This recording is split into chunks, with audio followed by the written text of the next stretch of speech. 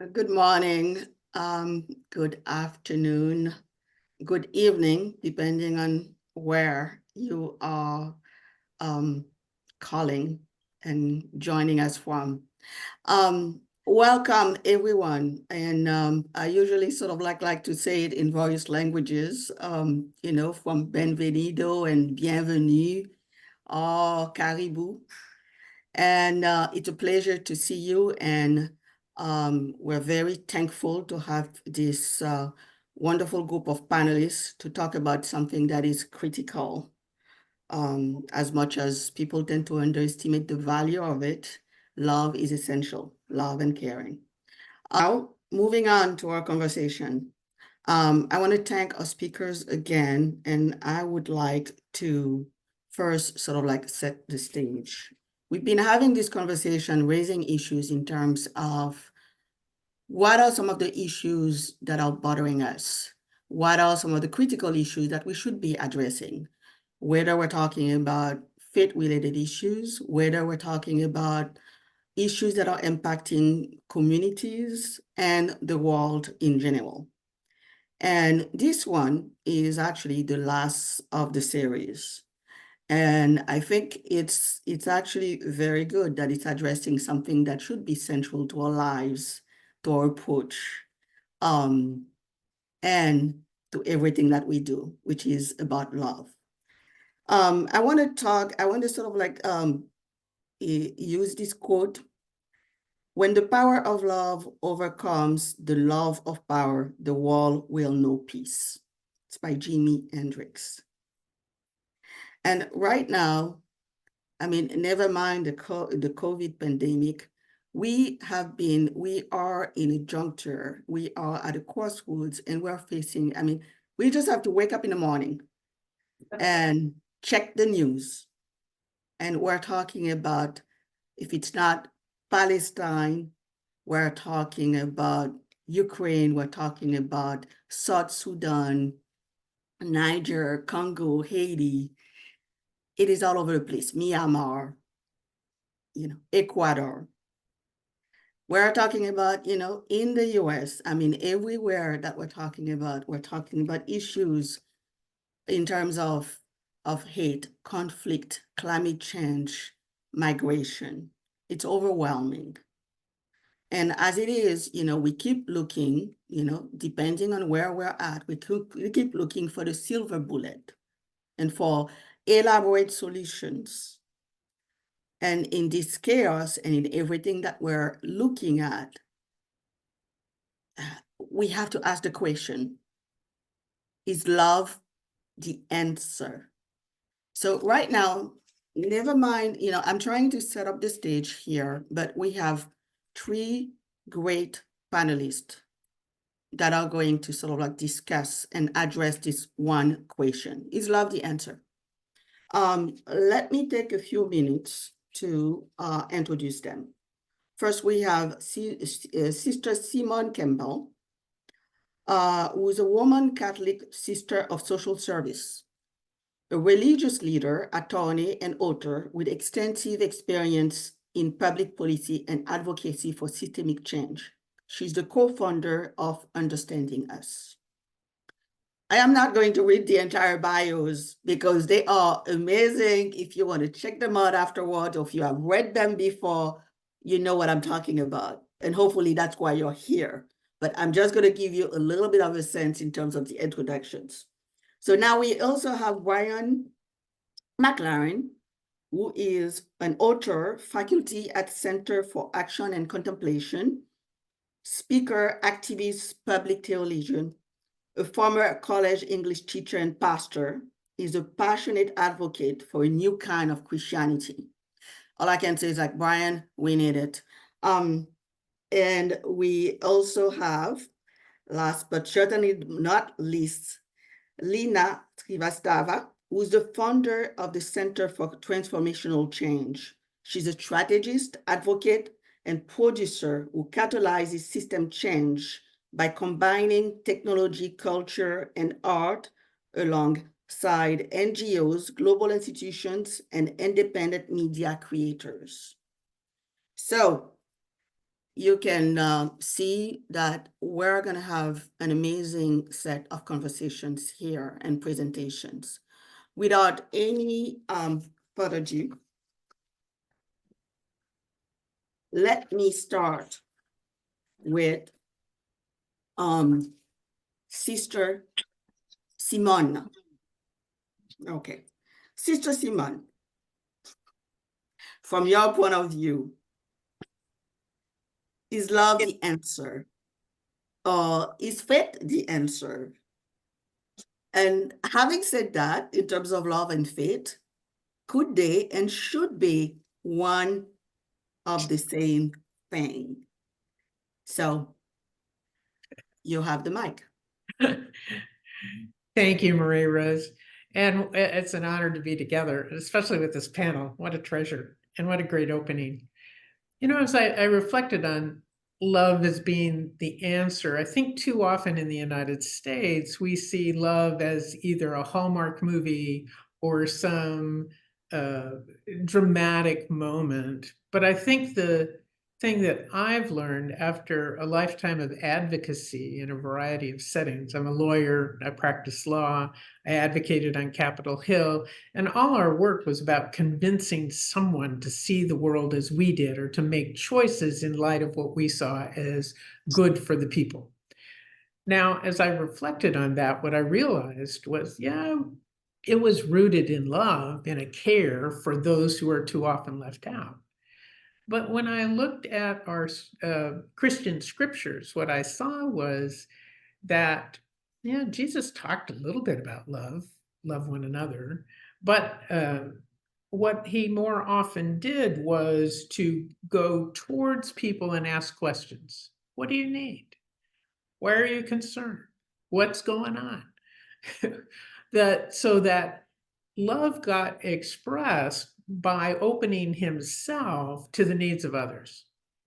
And in our US culture, what I see is in our wealth, we have a tendency to individualism, that it's my view or it's nothing. And what I look to do is to get people to agree with me.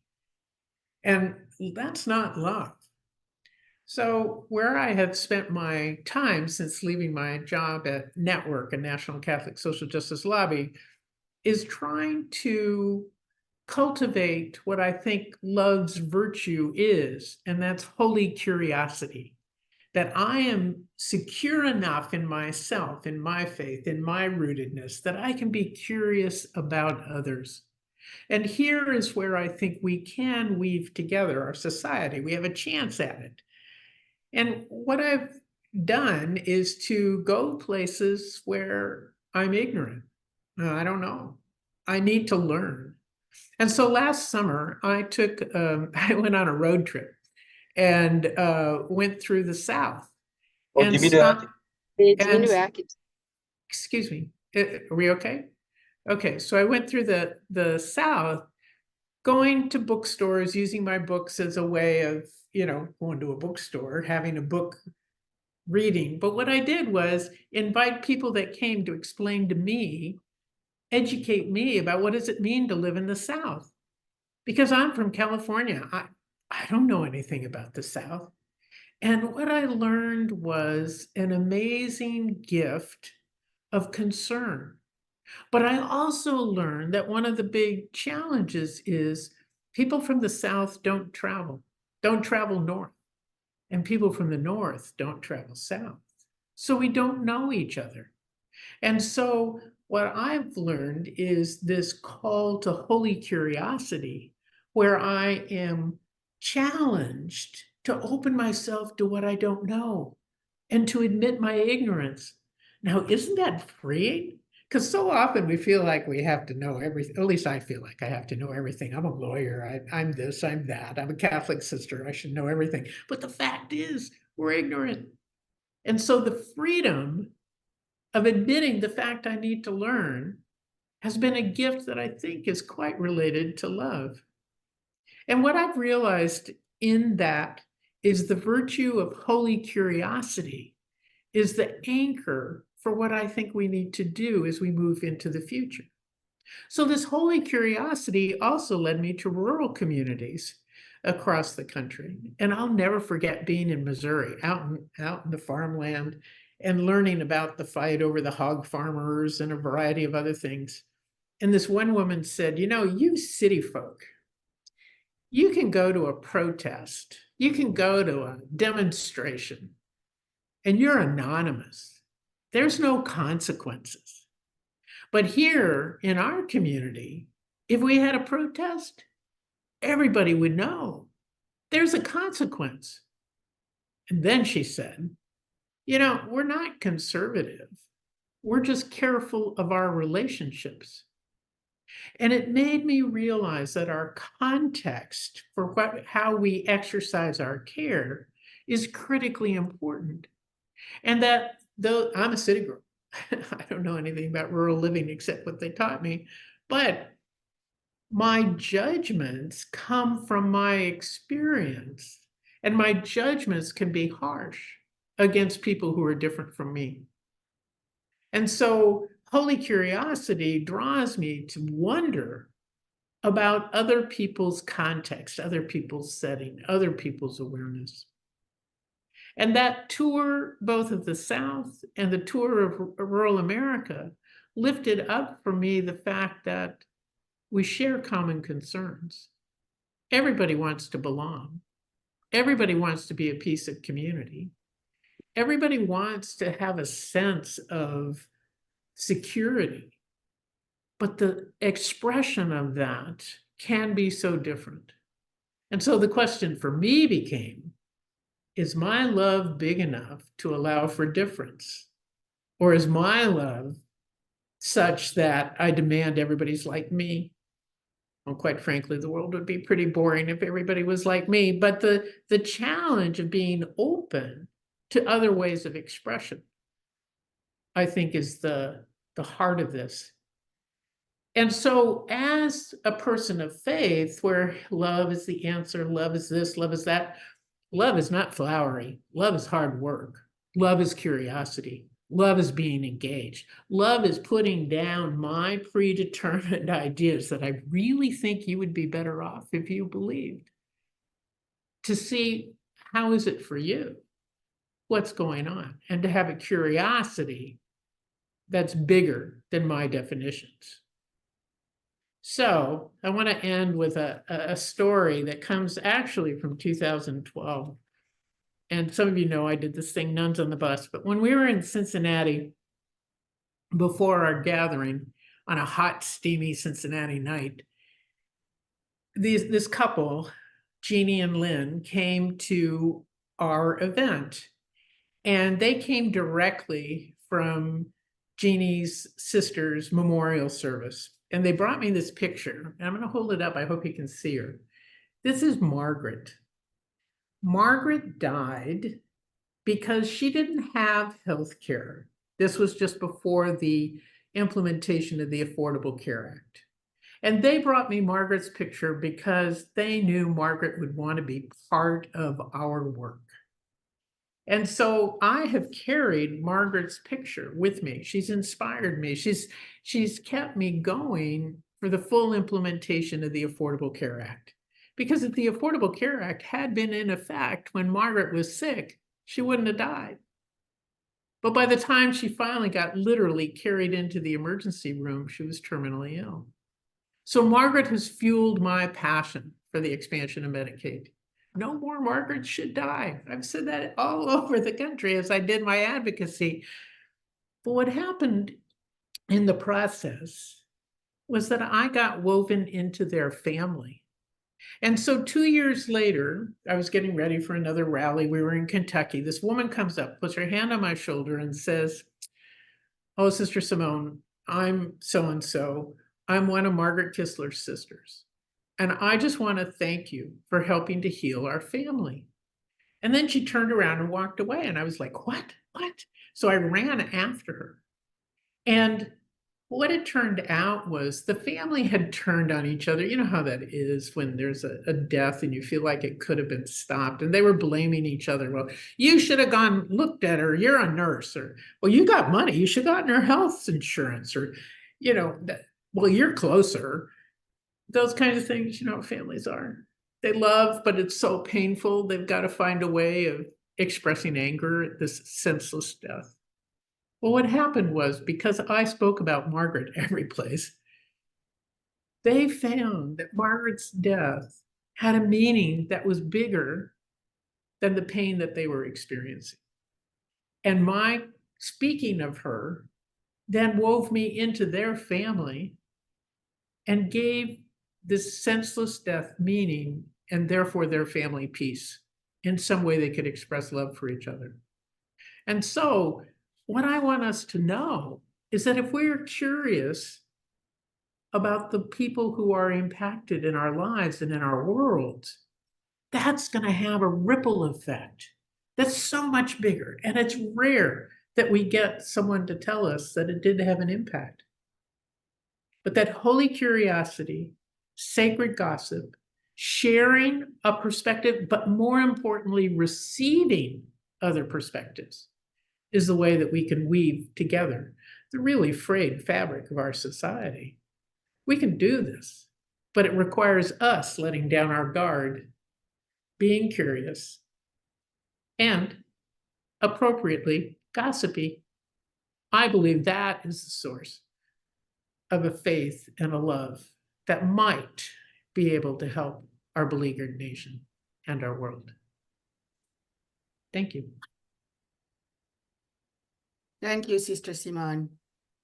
That was profound, inspiring, and so real, to the extent where, I mean, there are times where I think it's easy to think that you can die for a cause or die for your child or die for something, but it's more difficult to live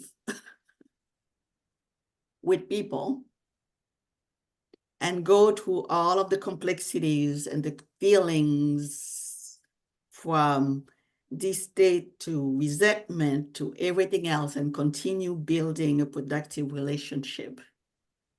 And I think that's the challenge that we face. And Yep. You are completely right. Love is hard work. Thank you so much for sharing this and sharing this photo. That was very touching. Now, Brian, you're an author and a Christian author.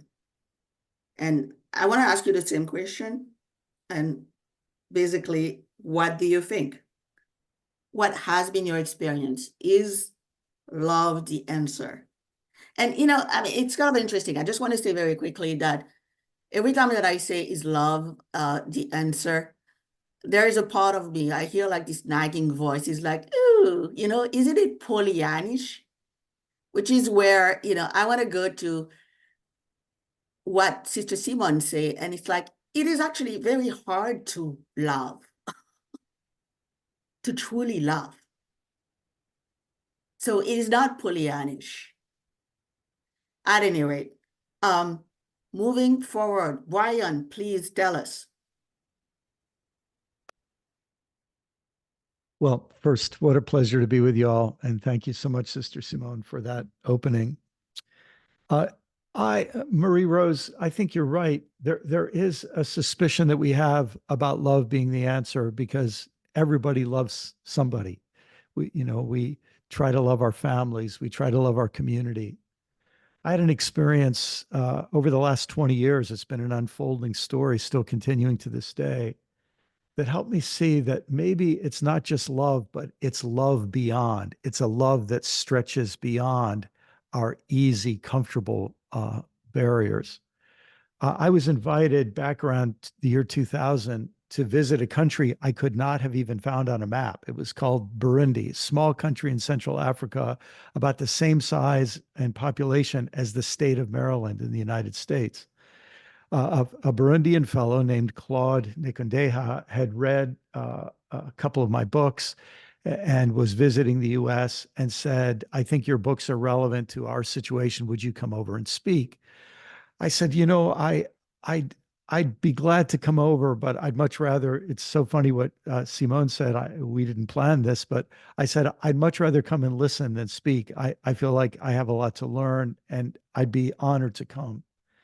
So I came and was a witness to what he was doing, and he was bringing together the people from the two main tribes in the country that had been fighting against each other. The same two tribes that we all maybe have heard of in Rwanda, the Tutsi and the Hutu, are in Burundi in about the same proportions.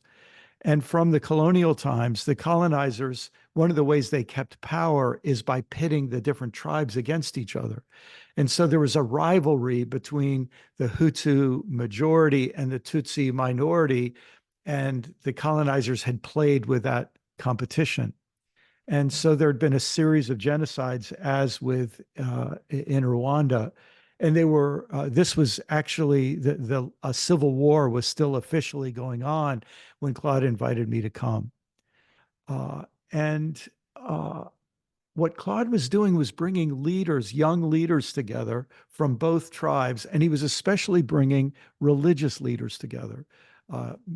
Most of the people were either Catholic or Pentecostal. There were a few Muslims and other religious groups as well. And in one of our gatherings, there were three men who, whenever they spoke, everyone burst out in laughter. And I thought, it doesn't seem like what they're saying is funny. The men speaking didn't have any smile on their face. It just was, it struck me as odd. So I went up to a young woman who we didn't have English in common, but I speak very bad French. And so we had a little French in common. And I asked her why everyone laughed. And she said to me, "Wasn't that funny? We didn't even know they could talk." Well, they was a member of a third tribe, a minority tribe called the Batwa, the Twa people. And they, in many ways, were the indigenous people who were there before the Hutu and the Tutsi came to that region. And they were at the bottom of the totem pole. In fact, the Batwa had never owned land. They were not allowed to own land. And so my friend Claude understood that if there was going to be peace between the Tutsi and Hutu, maybe a key element was not just trying to deal with their rivalry of power, but to help both of them understand that there was a third group that was even more neglected and more oppressed, and that maybe those two tribes should wake up and start working for justice for the third group as well. And they did a number of things. I'm so impressed with the emphasis on the well-being of girls and women, because one of the things they realized, if they could help girls get identification papers, that could be a key element in bringing about greater well-being for everyone. But one of the things that unfolded is a desire to help the Batwa people get land. And so my friend Claude and some others, and I was able to be involved with this, we were able to find a large piece of land and raise money to buy it, and then to invite members of the Batwa tribe to become the first landholders in their entire nation. But Claude was very savvy about something. He realized that because of the prejudice against the Twa people, if they owned land, this could simply unite the people around them to bully them and to maybe try to steal their land and harm them and drive them away because they were seen as dirty and inferior and this sort of thing. So Claude did something very smart. He and some other people went to all the priests and the pastors around this land in a place called Matara in Burundi. And they said to the priests, they had private meetings with the priests and pastors. They said, and there may have been some imams in the community too. They said, "We're going to launch this project. We're taking this piece of land. We bought it, and we're going to let some Twa people live there and develop a community. But if you don't help us, the prejudice of people in your congregation will be poured out upon these people, and they'll be driven away, and the project will fail. And so we're asking you, as a priest or a pastor or imam, would you go to your people and teach them that it is their duty to love their neighbor? And now the Batwa people are their neighbor. And if they want to be a good Catholic, they have to stop being prejudiced against the Twa. If they're a good Pentecostal, they have to love their Twa neighbor." And so they did this. They went, and it was a lot of work to go to all these churches and convince them that it was their responsibility as people of faith to love and welcome this new community into this big vacant piece of land that now was going to be built up. Well, they also were very smart. They said the Twa people have never owned land. They don't know how to farm. And so we were able to hire an agronomist who is an expert in the best farming techniques. And the agronomist helped the people learn how to develop a farmland. And the farms were so beautiful on their piece of land. And they would go and bring extra of their crops, extra potatoes and fruit. They actually had a little mushroom farm. They would bring their extra and give it to the larger tribes in the area as ways of saying, we're new to this area. We grew extra crops. Here's some of our crops. So a good relationship developed. And when the next elections happened, the majority Hutu and Tutsi people in the area around voted for the leader of this little Twa community to be their representative to parliament. And this was a totally unexpected result. But what it said to me was that when we paid attention, not just to the money to buy the land, and not just to the agronomy to have good farming techniques, but we also paid attention to the loving relationships among people, that became a key to social change. So it's inviting people to love beyond the circle that they find it easy to love now, as Sister Simone said. And then to understand that, in a sense, if we have any spirituality, any faith at all, it's really not worth much if it doesn't teach us to love our neighbor with no exceptions. And one last thing I'll say, as I see it, the act of raising money to buy land was an act of love. And the act of going to the pastors and priests to teach them the necessity of bringing their people along, that was an act of love. The act of the Batwa people sharing some of their crops was an act of love. The act of agronomists knowing the science to help people develop the best gardens and farmland, an act of love. The act of going to the polls and voting for someone that they never would have voted for before because of this change that was happening was an act of love. So it's not only love beyond your little group, but it's love beyond just the feeling of love to all the diverse ways that we express love in our lives: voting, science, neighborliness, preaching, everything else. So I hope that's helpful. I think, yes, love can be the answer, but it will take love beyond, and it will take love expressed in a wide variety of ways.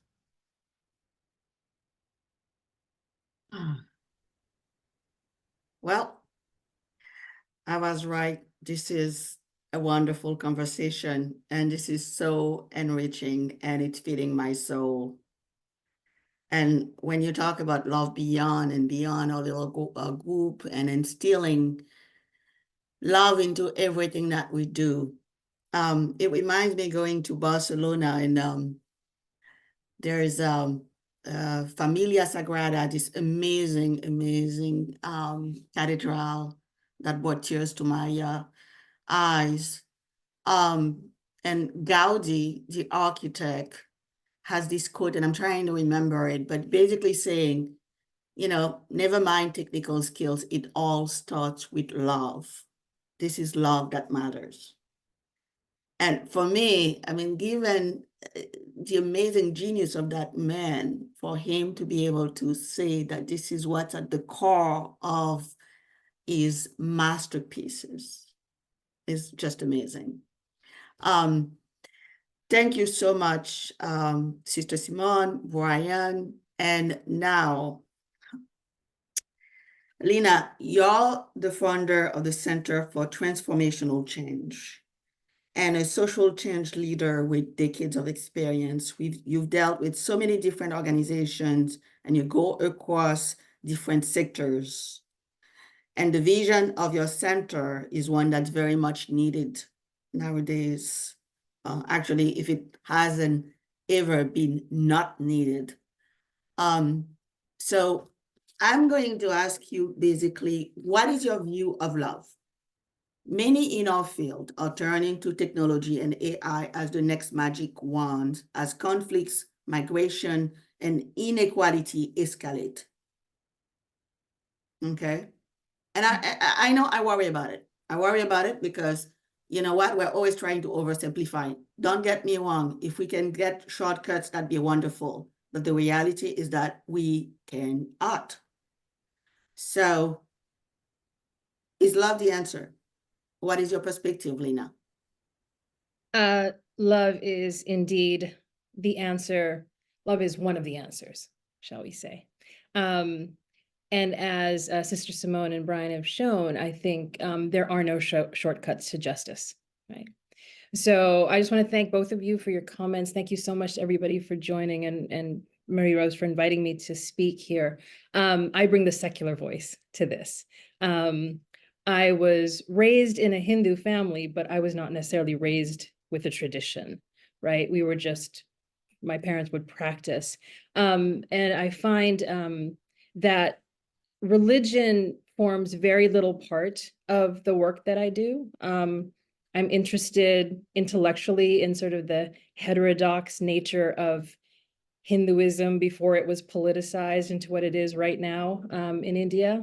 But there's something about goddess culture in Hinduism that really has always attracted to me, because in that culture, love is power, right? There's a feminine power to the way love is expressed.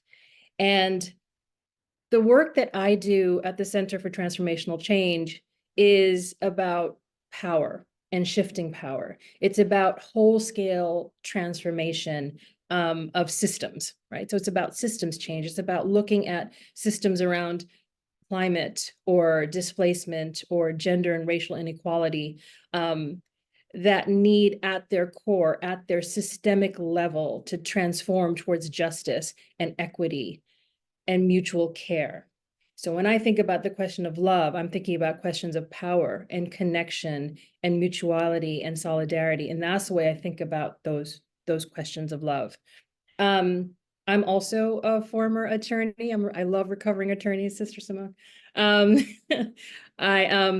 you know, being a lawyer meant a very sort of patriarchal, hierarchical, say no first, figure out how to protect yourself kind of framework that didn't sit well with the way I wanted to live in the world. The training was beautiful, you know, it gave me my strategic mind, but it didn't sit well with me in the way of you know, thinking about how I wanted to play my role in constructing a society that supports everyone. And so I ended up going into human rights and humanitarian aid and international development through the lens of narrative. So for the last 20 years, I've been working with narrative and narrative change in the forms of cultural expression and arts and communications technologies that help us all move towards transformation.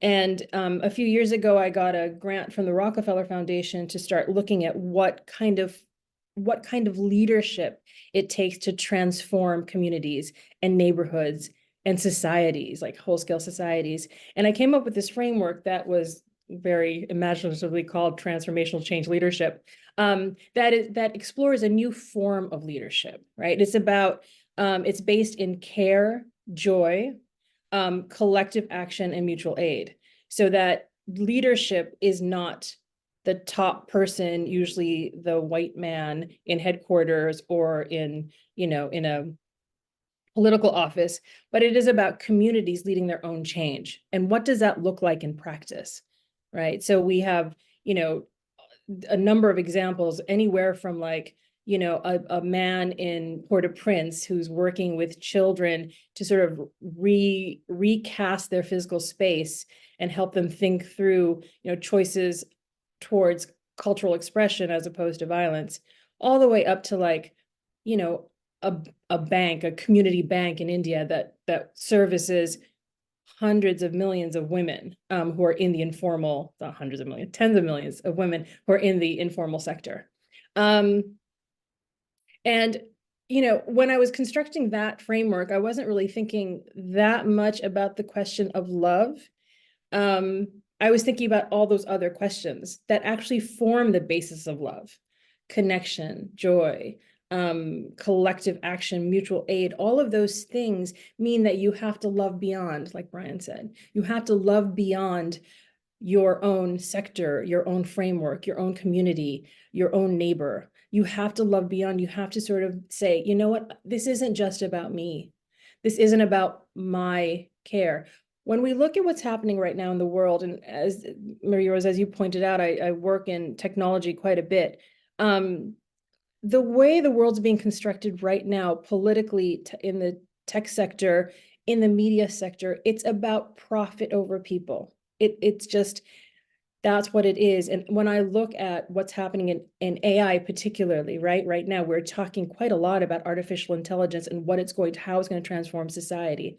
There is a power, there's a consolidation of power that's happening in the existing powers that be, which are largely, again, sort of, this is a cliche, but it is, young white men in Silicon Valley who are still, taking all the power.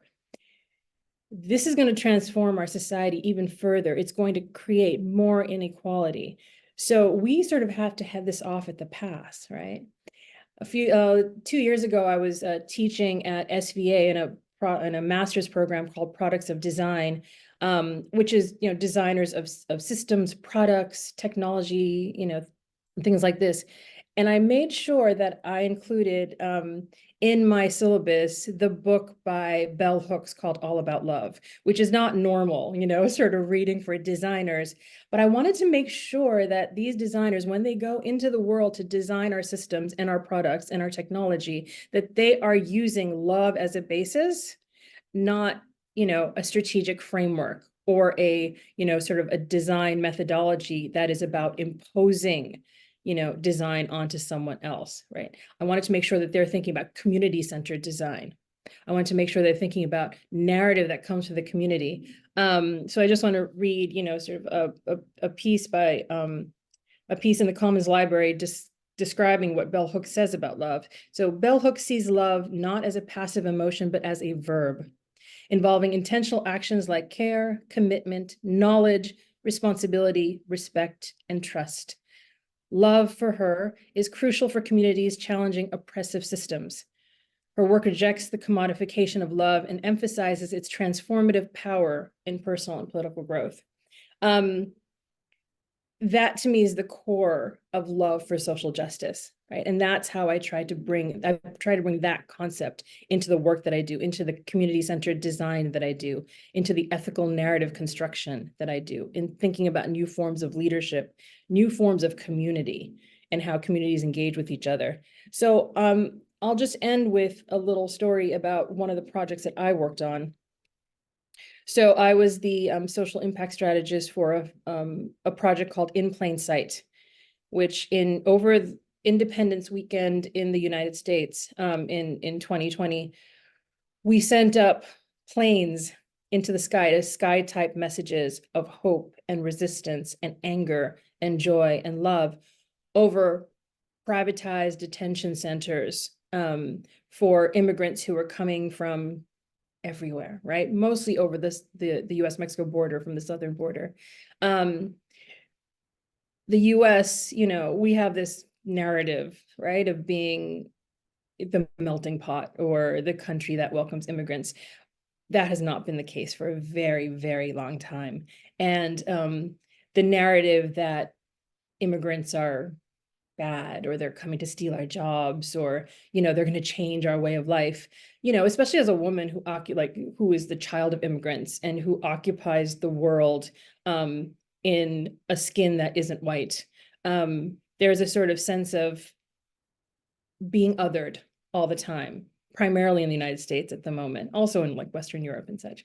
And we wanted to do this project that brought together artists to sort of to send out these messages of love and hope and resistance and anger as well, because anger is a form of love in my theory, that would call to attention the fact that we are now putting, people who are coming in to seek asylum, who are, sort of leaving their homes, mostly not of their own volition, mostly because of climate change or conflict or all these different things that you mentioned.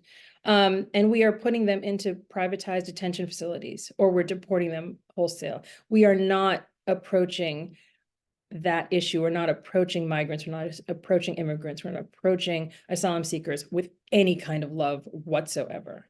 And so the way we constructed that project was based in love for migrants. Migrants informed the design of the project. And our own team, the production team, we were like, I think 12 strong, and we came from every single background you could imagine.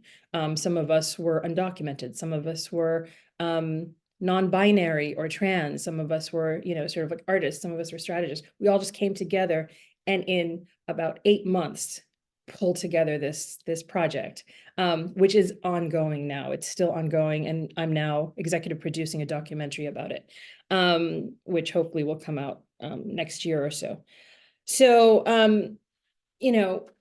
that project had love all throughout it, from the production team to the way we expressed it, in the real world.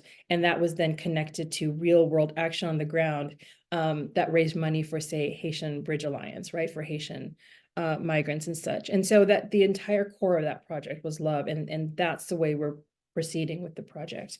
So I'll stop there, but I just want to wrap up by saying that I think that love, joy, like connection and solidarity, those things, they're political forces. They're forms of power. They're also drivers of power. They're drivers of transformation.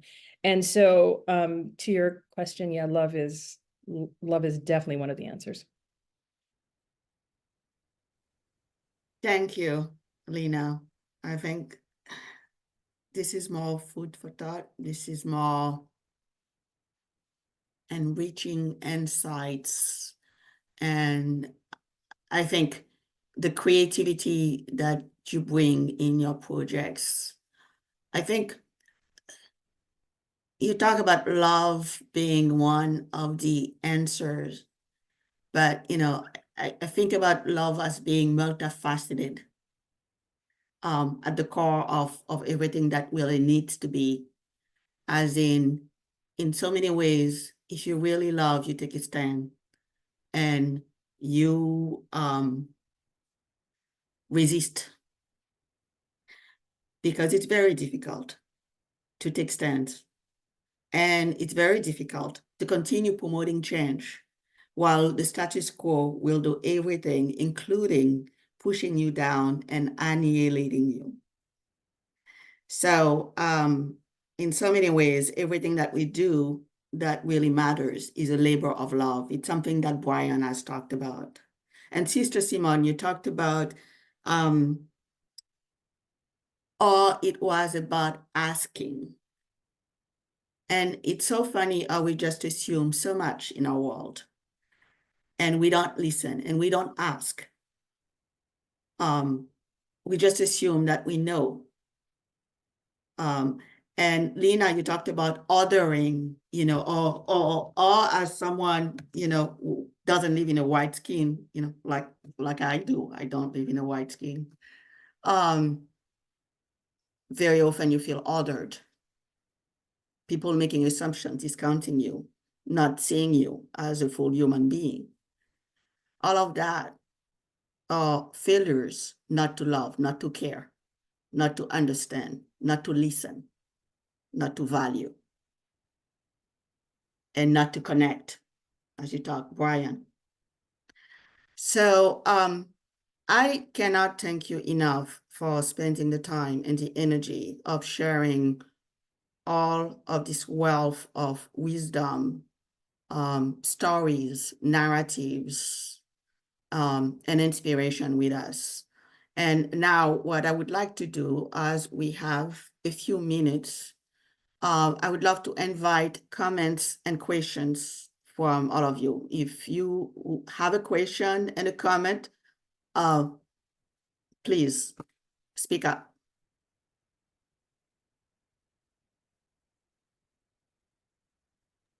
I wonder if I could ask a quick question of Lina.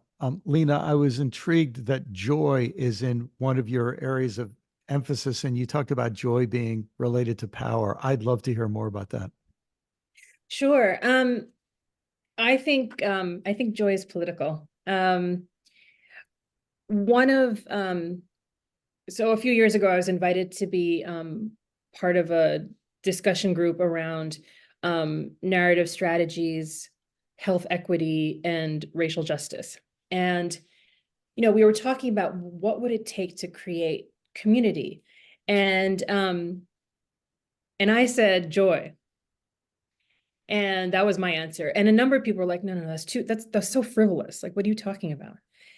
And as we sort of discussed, what it would take to create glue, right, among community members, what would it take to sort of move forward together as a community? Anger is necessary, resistance is necessary, all these things. But we move together out of, sort of things that are going to help us see a different sort of vision, right? Things that we can resist all we want, but unless we're thinking about building new structures, like what do new systems look like? What do new, systems of anywhere from like healthcare to displacement, what do they look like? It is impossible to imagine that without understanding, not happiness in the Hallmark sense, not in that capitalized sense, sort of capitalistic sense, but what does true joy, what does true spiritual joy, what does the, sort of love and joy, what does that mean when it's infused into a system? It's a political act to be joyful at a time of oppression, right? It is a political act to say, I am going to be, I'm going to embrace my own joy as an individual, as a member of a community, as a community itself, as sort of a collective act. Because, the powers that be that want to keep us in a certain place, it is a lot easier. As you said in your example, Brian, it is, it has been a colonial project for the last 500 years to make sure that we are divided and fighting amongst each other. But when we sort of approach the project of change or approach the project of transformation, or simply just the act of, just sort of approach the project of simply being right with each other. It's political, right? To say we're going to embrace our own joy together. Can I just jump in and add something? I love the question. Thanks, Brian. And I love your explanation, Lina. But the piece I wanted to add is that Pope Francis says that joy and a sense of humor is a sign of holiness in the 21st century. And I think it's that political sense of being beyond the described boundaries that are described by others, and a willingness to risk. Another characteristic, he says, is passion and boldness. And it's that joy of being connected and the strange attractor that joy is, I think, can allow us then to be free and bold and create something new. Thanks for that, Lina. That was great. I just wanted to add to that, Lina, thank you for sharing that. I haven't heard that about joy being something that's political, but I actually appreciate, I work with children with disabilities in Africa. And I think that there is, especially when it's the others that aren't the ones that are being oppressed, that are telling people to be joyful, that can be the challenge. And I think we experience that a lot in the world of disability, where people love to have the narrative of like the joyful, happy, disabled person, right? And they're like, well, we're just making do with what we had no choice about in the first place. And you can be happy in the midst of hard things, but when other people get on your case, like you feel like you're supposed to be more joyful, like, well, society makes it challenging to be joyful because of how you other, whether it's disability, race, gender, and so on. I appreciate that, because I think that especially in the world I work with of disability, we're expected to be really happy all the time. And I think that's like a narrative that happens. I don't know if that's kind of where you're leaning, right, Lina? And I just appreciate that thing.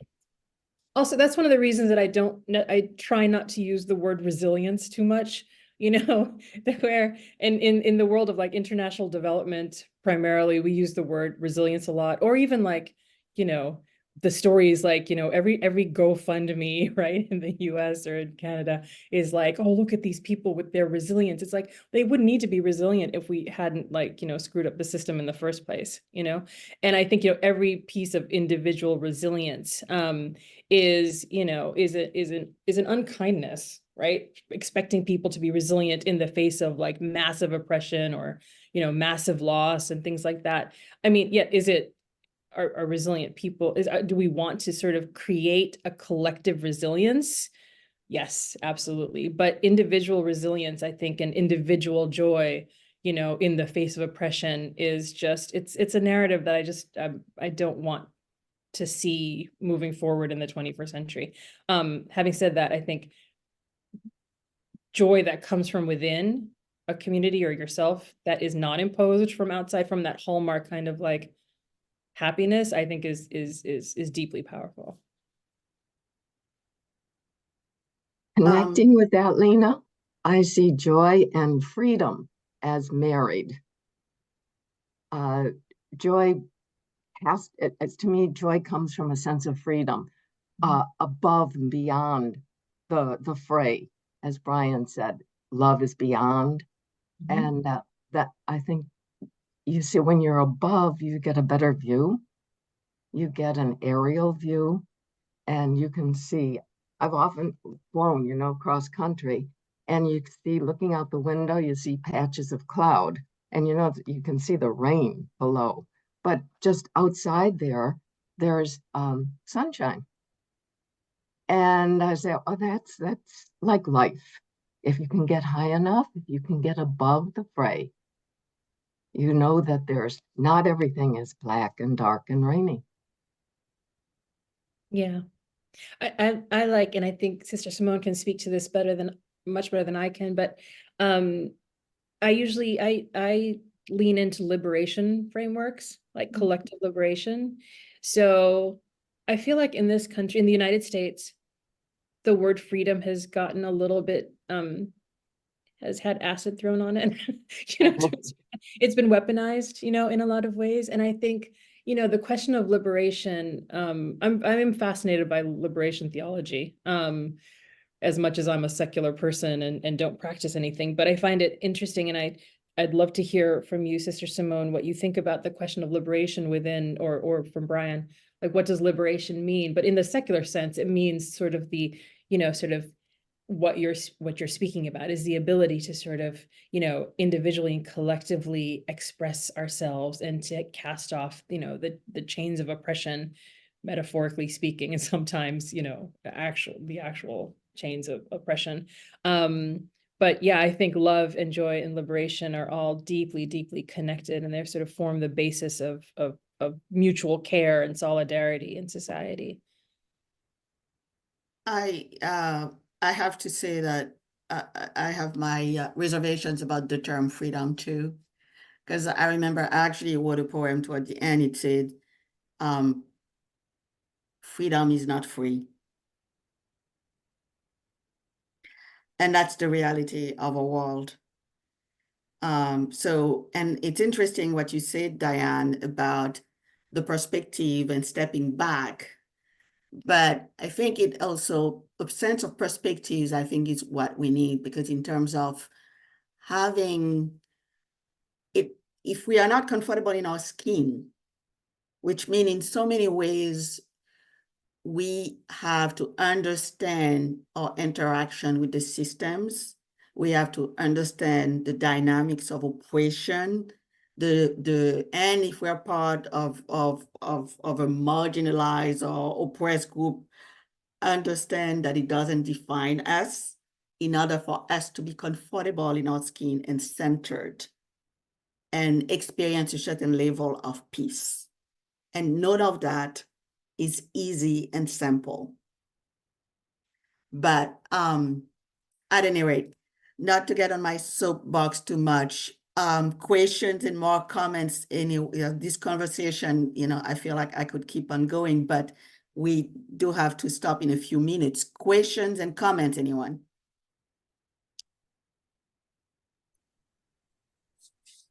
I will jump in, Marie Rose. Please do. Yes. I think this has actually been the best conversation I've ever heard to take us beyond the platitude of love. Every single one of the speakers, like I was making notes when people say, because I hear this a lot in my life, well, we just need to love them. They say it and then they go on with their day and their priorities and their beliefs and their little circles.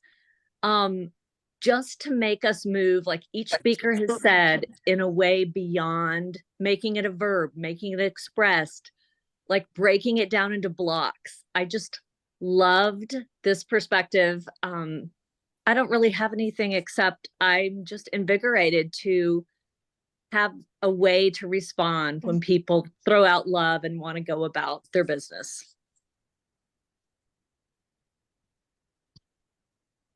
Me too. I'm so struck by the way we each define love with, different words, different actions, different virtues and values.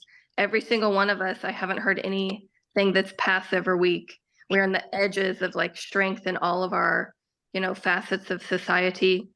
I'm a nurse, and for over 20 years, I've been caring for patients and families, and nurses were taught, diagnosis, intervention, reevaluation, assess airway, breathing, circulation, all of these faculties where we're very in our heads as we're with our patients. And there's this framework called cultural humility, which has come into play in the past couple of years about how we can best care for our families, meeting them where they are and recognizing the areas where we don't know them and need to know them. And it's very heart-centered work. And it's been very beautiful. And a lot of your comments, Sister Simone, about holy curiosity, I was like, dang, that's what we're trying to do at the bedside. We're trying to make frameworks to drive down, health inequities. And love is at play in all of this work. And it's not easy. It's not hard. It's like, this is the fire of love. So I want to just thank you guys for the ways that you're helping remind me why this work is so important and to look at it maybe with different words. So I love your comment. Mhm. I love your comment. I'm afraid to say, because I'm not sure how to say your name, Jamie? Or yeah, my name is Jamie. Jamie, okay. Mhm. And I love your comment in terms of the work that you do, and then, why it matters. It was interesting because I made a presentation in December at a summit in Bogota. And it was about communities and about community-led process and about, connecting and making a difference and nurturing hope in all of this. And there's a woman who came to me and she had tears in her eyes and she said to me, you reminded us that it's all about people. And I was shocked because for me, it's always about people. But I think part of the issue sometimes is that we get lost. And we lost contact. We just get lost between ego, politics, lack of humility, empowerment, everything. And exhaustion. And yeah, exhaustion is part of it. Burnout is part of it. And depression, and I think we need to remember it's about people. It's about people. It's about caring about people. It's about loving people, communities, countries, certain values. But I was shocked, and I said, I suppose it's easy to get lost and lose your compass, and which is also why it's important to understand that this is really what matters. I see, Siro, you have your hand raised. Yes, I just wanted to say thank you to all the speakers. My name is Shiro Muirore. I am dialing in from Nairobi, Kenya. My organization is called Pendo International Projects. And speaking of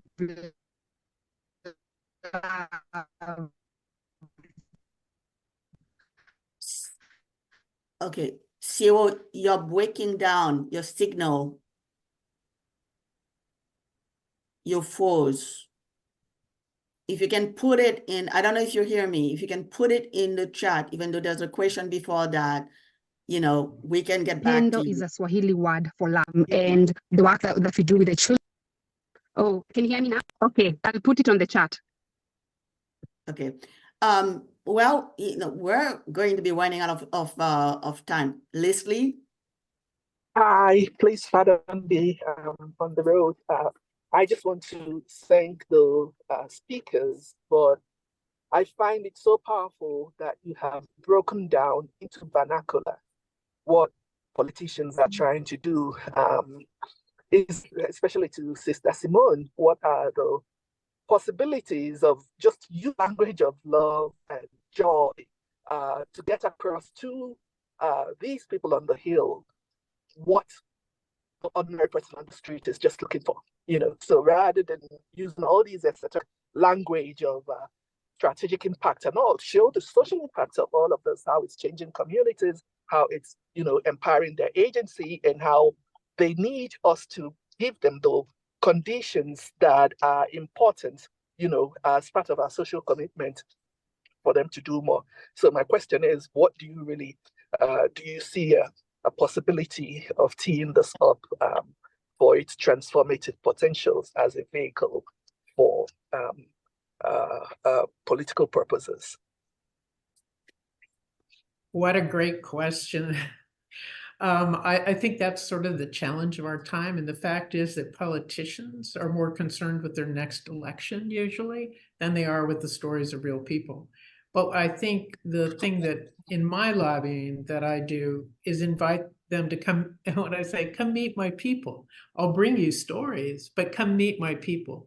Because as Brian told us his story, that the whole reality opened up in a whole different way when we know the people. Lina's talking about how we engage on a global scale, but also locally. And if I could just weave in this idea that Lina referred to in terms of a liberation perspective, liberation is about freeing the heart to see beyond my boundaries and to care enough to move out of it. Now, politicians, they're going to care about the next election.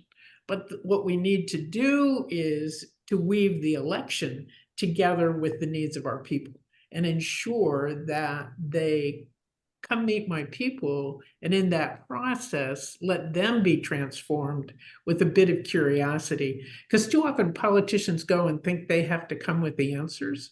And what I found was getting politicians to relax and receive and be the learner really can create the transformation. But it's a challenge, that's for sure. We have our work cut out for us, especially this year. Thanks for the question. Well, at this stage, if I want to be good in terms of as a facilitator and host of this, I have unfortunately to ignore some comments and questions and wrap this up, even though I don't really want to.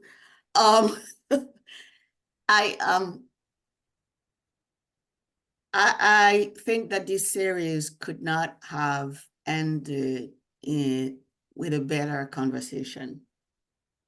I'm very, very thankful to all of you. Lina, Brian, Sister Simone. I know that you're extremely busy doing the work that needs to be done at a systems level. And I appreciate the time, the time that you've invested and energy to make this happen and to have this extremely valuable conversation. Thank you so much. Thank you for all of you for joining us. And please do look at the bios of our speakers and the organization that they are sort of like leading in their books. Get involved, get ideas, get inspired. And I want to thank you again for joining us. Emily, do you have a last word?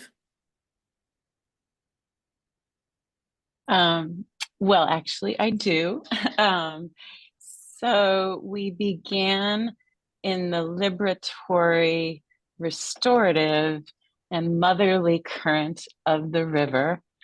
And our speakers, you have graciously and just powerfully showed us what it looks like to cooperate with this river that runs through all things, that is our source of love. Whatever we believe, whatever tribe we're coming from, there's a current of love that runs through all things. It's not, like a Hallmark card, as you showed us. It's very practical and tangible.